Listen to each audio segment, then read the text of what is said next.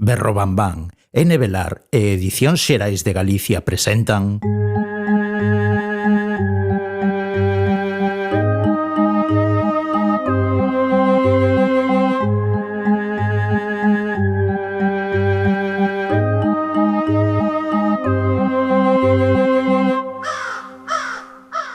Trece avisos.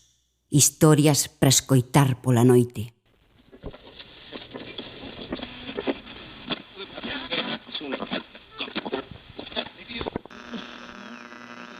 Na comodidade do sofá, diante da pantalla grande ou pequena que nos alumea o rostro, asistimos a crimes, masacres, invasións extraterrestres, catástrofes naturais, posesións demoníacas, pandemias e ataques de zombis.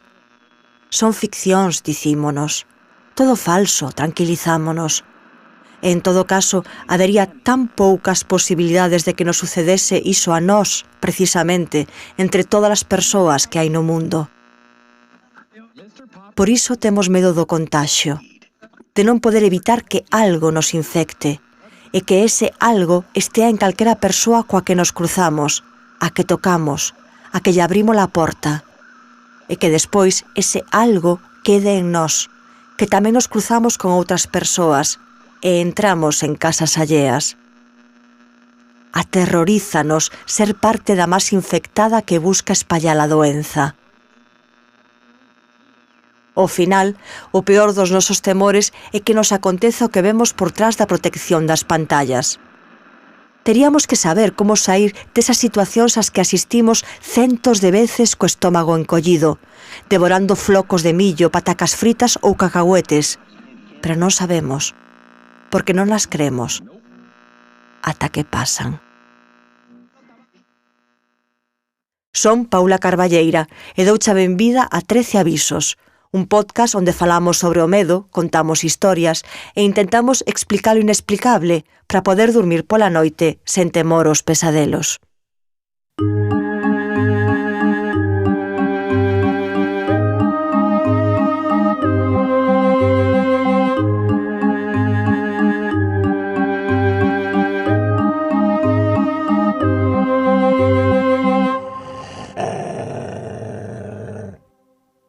Contaxio.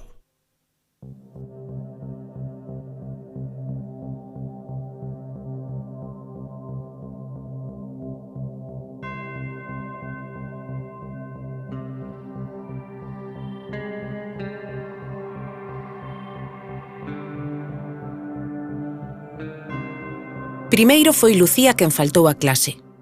Levaba tempo tusindo e con esas olleiras escuras que metían medo. Despois foi Anabel. E despois Nerea. Comezábamos a pensar nalgún tipo de virus que só afectase a rapazas cando faltou Adrián, e Brais e Enzo. Todos tusían. Todos tiñan olleiras escuras e a pel tan branca como a unha tona transparente na que se distinguían as veas. Separáronnos en filas gardando a distancia de seguridade e recomendaron que levásemos máscaras, por se a misteriosa enfermidade se espallaba polo aire. Pero non resultou. Ao final, quedamos 4 na aula, e a profesora, que pediu a baixa en canto Ana faltou, e Xulia, e Marco e mais eu éramos os únicos resistentes ao andazo. A miña nai e o meu pai preocupáronse tanto que non deixaron que Xulia viñese estudar á casa. Nuns días, Marco tamén tiña síntomas, e iso fixo que a vixilancia sobre min fose constante. Non podía estar soa nin no meu cuarto ata que comprobaban que as portas e ventás estaban ben pechadas. Tivese dado calquera cousa por recibir unha visita. Calquera. E unha noite apareceu Xulia. Digo apareceu porque xurdiu de súpeto diante do cristal da xanela. Debía ter agatuñado pola sobreira, aínda que non me parecía doado, tendo en conta que Xulia non era nada áxil e pouco amiga das alturas. Pero levei unha alegría ao vela. Por fin! E sen pensalo 2 veces, fun abrirlle para que entrase. Xulia quedou quieta, agardando que eu fixese ou dixese algo. Pedinlle silencio cun dedo na boca e indiqueille coa man que me seguise. Pero Xulia seguiu inmóvil. «Pasa, muller!» Tiven que insistirlle. E daquela, Xulia sorriu e entrou. O sorriso de Xulia revolveume o estómago. Había algo raro nel, como se os dentes fosen grandes demais e asomasen nas comisuras dos labios. Xulia tiña bo aspecto, coas súas meixelas encarnadas e un brillo nas meniñas fora do común. Achegouse a min, moi preto, colleu as mans sen pronunciar unha soa palabra. Virounas, coas palmas cara arriba, e baixou a cabeza cara a elas. Eu pensei que era un xeito extraño de querer cheirarme os pulsos. Xulia miroume. Abriu máis a boca.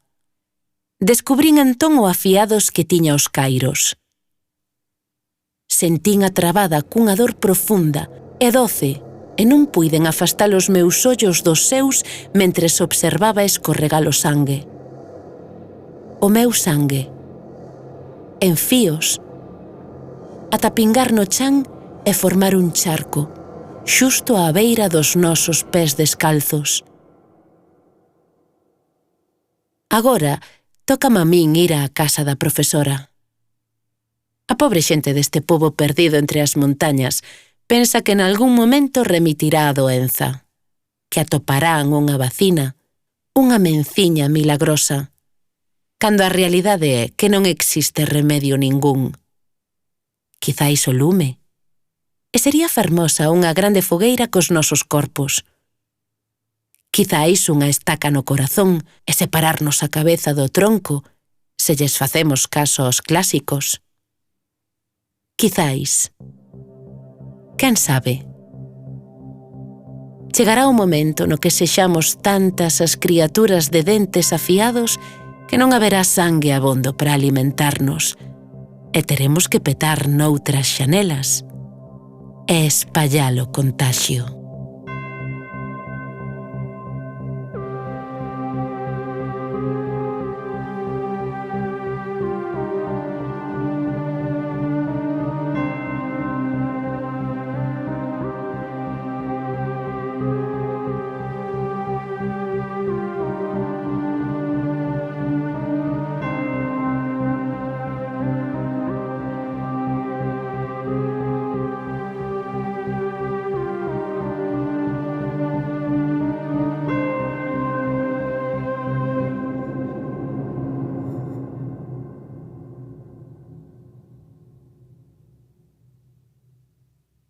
Polo xeral, formamos parte da maioría e sabemos como controlar as criaturas de diferentes formas que nos asexan, porque somos máis.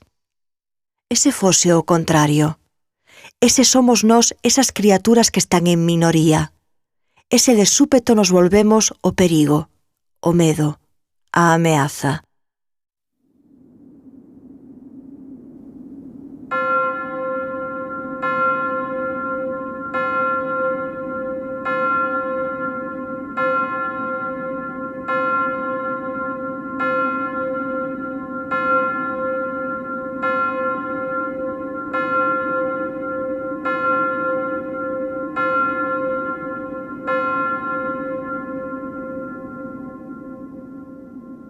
Aviso número 13.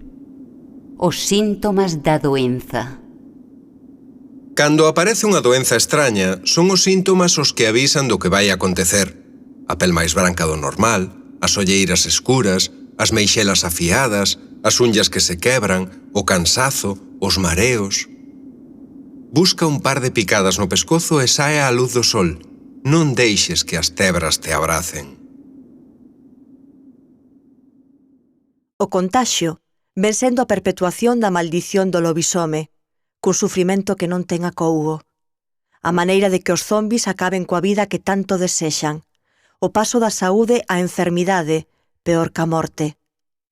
Tanto en The Walking Dead, a serie que se creou a partir dos cómics do mesmo título, como na película 28 días despois dirixida por Danny Boyle, os protagonistas espertan dun coma e atópanse cunha praga de zombis. Tamén hai zombis en The Last of Us, outra serie que desta vez tivo a súa orixe nun videoxogo. Pero nesta non é un virus o causante da rabia dos mortos viventes, senón un fungo parasito. Contaxios masivos que deixan á luz o verdadeiro medo das persoas non infectadas. A soidade.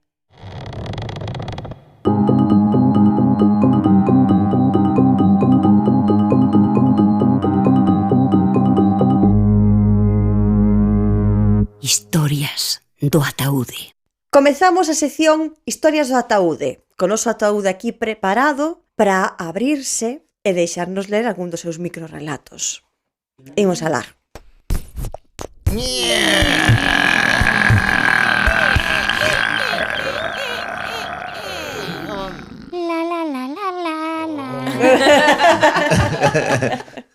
Veña, man inocente.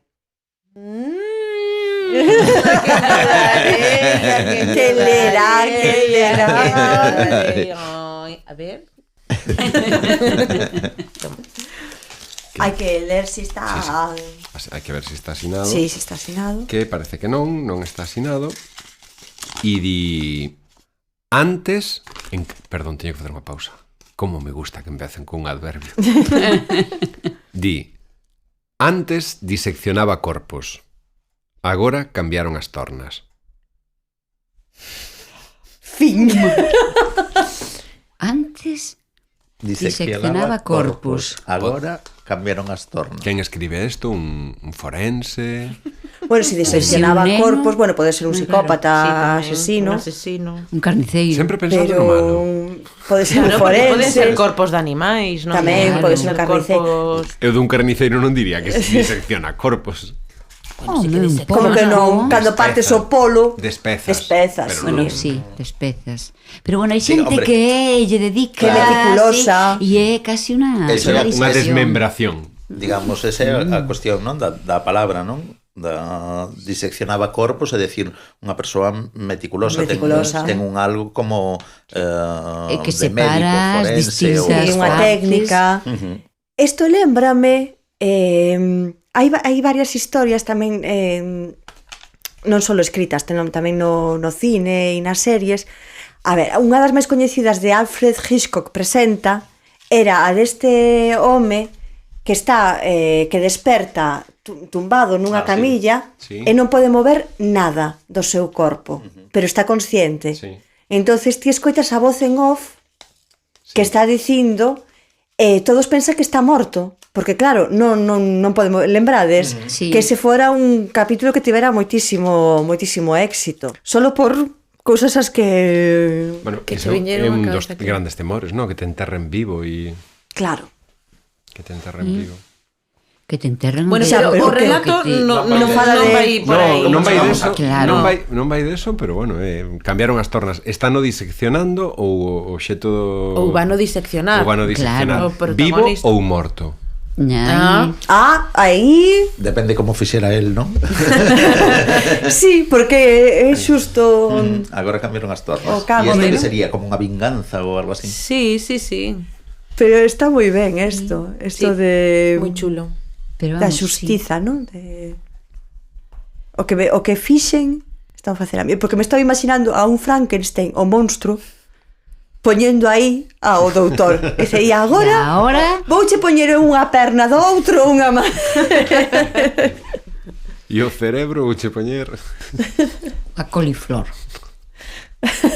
Que curioso de Frankenstein agora que dis, porque non ten nada que ver co imaginario do Frankenstein, no, que nos chegou a nos, realmente co que escribiu Mary Shelley, non?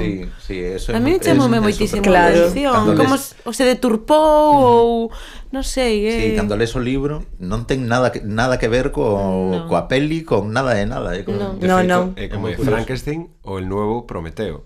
Sí, sí. Eso no queda obviado, o sea, eso. Totalmente.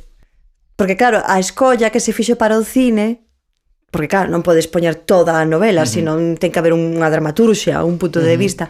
Deixan de lado xusto que Mary Shelley lle daba máis relevancia, sí. Claro. Pois pechamos o noso pequeno ataúde de cartón polo momento. Que Que pena. Polo momento, pero sen cravalo. Pero facemos, non? Facemos o peche, deixao aberto. Sí, Facemos veña. o peche, non? Vale. Con ruiditos, igual que comezamos, pechamos, non? Pechamos. Imos Vale, pechar o pequeno ataúde de Espera, cartón. vamos pensar 5 minutos, bueno, 5 minutos non, pero 30 segundos, o sea, facemos o mesmo ruido ou... O que saia, por que vas pensar? bueno, vale, non pensemos. Imos pechar o pequeno ataúde de cartón. Pensa neste Polo cobardes. momento.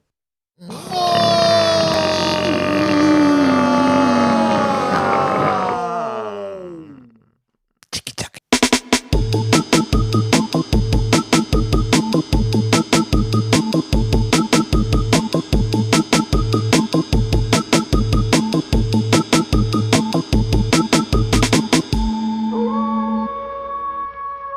Voces desde o alén.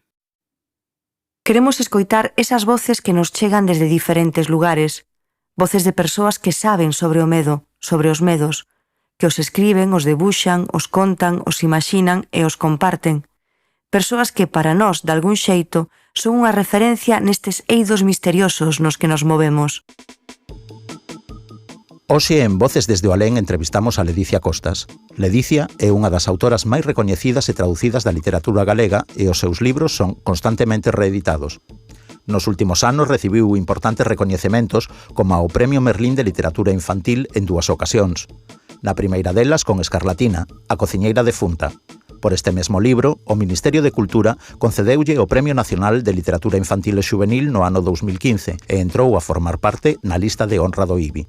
Conseguiu o Premio Lazarillo de Creación Literaria no ano 2015, no 2017 e no 2022. No 2020 recibe o Premio da Cultura de Galicia de Creación Literaria e no 2022 gaña a 20ª edición do Premio de Poesía á Fundación co poemario Ultraluz. Cal sería a primeira lembranza de sentir medo que che ven á cabeza?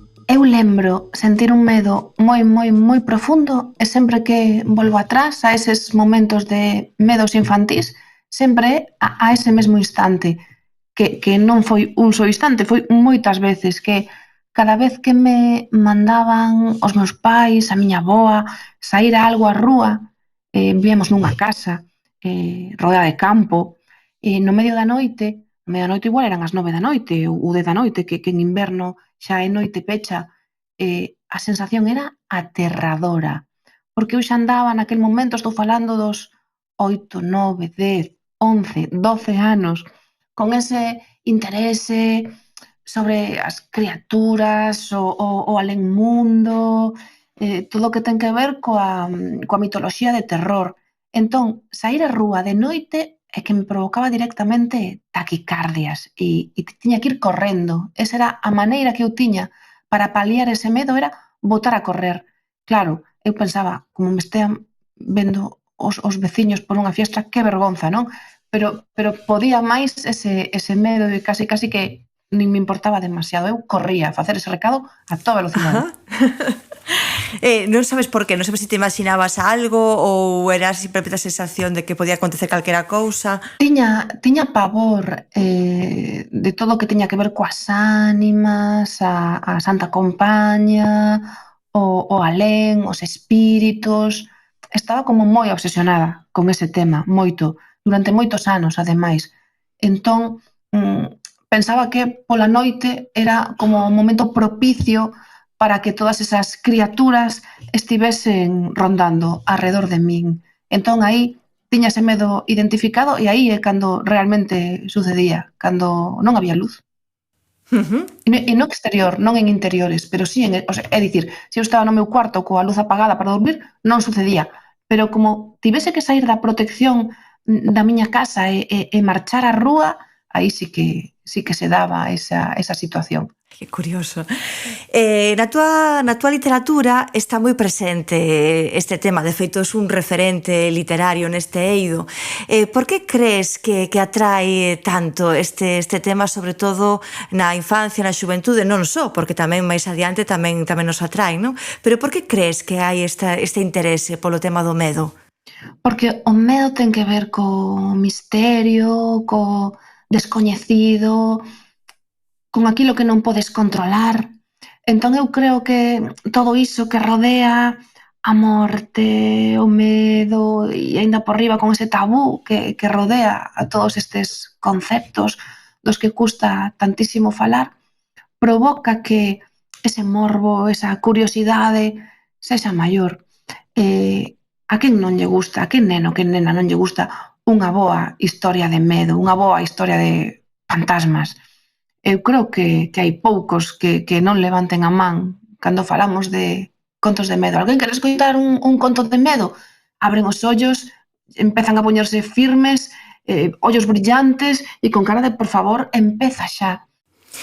Mira, ti como galega, e xa falabas antes, non? Nos vimos dunha cultura na que o medo está moi presente nos contos, non? Podías dicirnos se tes algún tipo de influencia nese sentido, se che contaban ese tipo de contos, ou que outros tipo de referencias tamén tes ti a hora de escribir, referencias literarias, fílmicas, musicais, o que se che ocorra? Oxalá tivese un recordo dun avó ou dunha avoa contándome historias de medo pola noite. Non o teño. Boto en falta, non? Boto en falta iso que non tiven. Sinto aí esa pequena envexa cando hai persoas que din a miña avoa contábame aqueles contos de medo. Eu non recibín así de maneira oral ese tipo de historias, porén sí que as recibín por fortuna a través dos libros desde moi nena. Recordo un libro titulado Cuentos maravillosos del mundo entero, de James Riordan, que me agasallou o meu padriño cando eu tiña 7 anos por aí. E eran todo contos terroríficos. E había un en concreto titulado La muerte quiere ser madrina, que a mí me fascinaba, porque era a personificación da morte e como tiña o poder de rematar coas vidas dos seres humanos, e facíao coa súa gadaña cortando un cirio. Os cirios representaban as vidas dos seres humanos. Lín ese conto moitísimos anos despois, sendo unha adulta, e botei as mans á cabeza, porque dixen, pero Dios, pero eu con 7 anos, en serio, lía isto, e como non ia logo ter medo cando estaba oscuro e saía á rúa? Sería imposible non telo. E eu creo que a partir dese momento, con esa compilación de contos, empecé a sentir esa fascinación por todo o que tiña que ver co gótico, co terror, e aí xa enlacei. Primeiro eran historias infantís, como a colección del pequeño vampiro de Ángela Some Bondenburg, que eu estaba absolutamente enganchada a esa colección. De aí xa pasei ao Drácula de Bram Stoker, logo a toda a colección de historias de vampiros de Anne Rice, e logo, a medida que fun cumprindo anos, pois cheguei, por fortuna, a Un ollo de vidro de Castelao, cheguei a Dos arquivos do Trasno, cheguei a Edward Gorey, cheguei a Neil Gaiman, etcétera, etcétera. E aí acabei de namorar deste tipo de historias. Aí, a través da literatura. E logo, a través das series e tamén a través do cine, para min houve un antes e un despois, falando de referentes da cultura popular, que tivo lugar no ano 91 cando estrearon Twin Peaks. Primeiro Twin Peaks e logo o ano seguinte Fogo camina conmigo, que é absolutamente aterradora esa peli, aterradora, e conecta con ese universo Twin Peaks. E hai 4 ou 5 anos, non sei exactamente, saiu por fin a terceira temporada de Twin Peaks, co cal é un tipo de terror que fun incorporando a miña vida case de maneira gradual, non? Primeiro nos anos 90 e agora tamén na actualidade. E eu aliméntome das series e das pelis de terror. Son super fan de Alien, que é unha, por exemplo, das miñas películas favoritas. Así, nos últimos tempos tamén quedei absolutamente fascinada con Stranger Things, que tamén é unha serie onde traballan o tema do terror. Son super fan deste tipo de produtos, aínda que teño a sensación de que eu aínda non escribín unha auténtica historia de terror, e teño iso pendente, escribir, non sei, como un terror, non sei se máis profundo, tampouco sei se me atrevo, porque eu tamén son bastante medorenta, que conste, cando estou escribindo métome aí na historia e o paso mal. Pero sí, aí están, eses son os meus referentes, así a grosso modo. Que maravilla escoitarte, porque que me identifico un montón. A mí tampouco me contaban contos na casa. Non, eu pensaba que sí, que a ti sí. Non, que va. Non eran contos, eran pequenas cousiñas, pero nunca eran contos. Despois, mira que tico curioso, porque co paso do tempo, cando eu empecé a contar contos, a xente empezou a contarme contos a min dese estilo.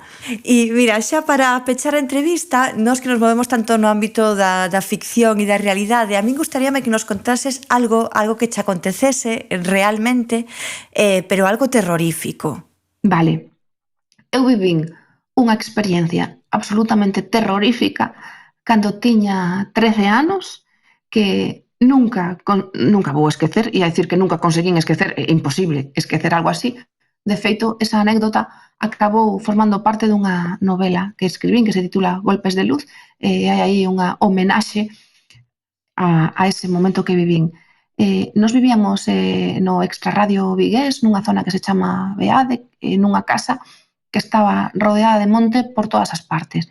Iso que quere dicir que nos buscábamos atallos para ir polo monte, atravesalo e chegar antes aos sitios, porque o monte implicaba atallo, iso era así.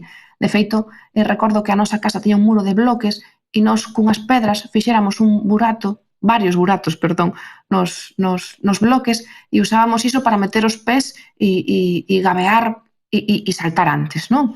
E que o esforzo fose o mínimo posible. E recordo un día que a miña irmá e máis eu, collendo un destes atallos por un camiño polo monte para ir, non lembro onde, polo camiño cruzámonos, non é que nos cruzásemos, senón que vimos de lonxe a un señor que se estaba chegando a nós. Ese señor debía ter algún tipo de problema, tiña un bulto enorme na gorxa e non podía falar.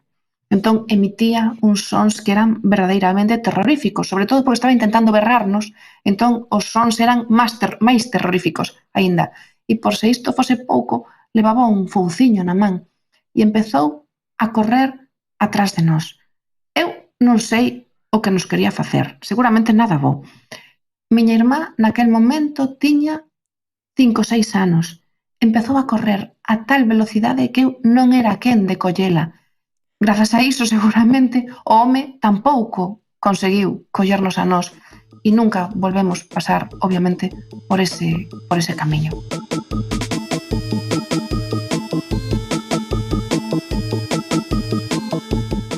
Ata aquí chegou este episodio de 13 avisos. Moitas grazas por acompañarnos. Que pasedes unhas boas noites e un consello: non fuxades do medo, espantádeo.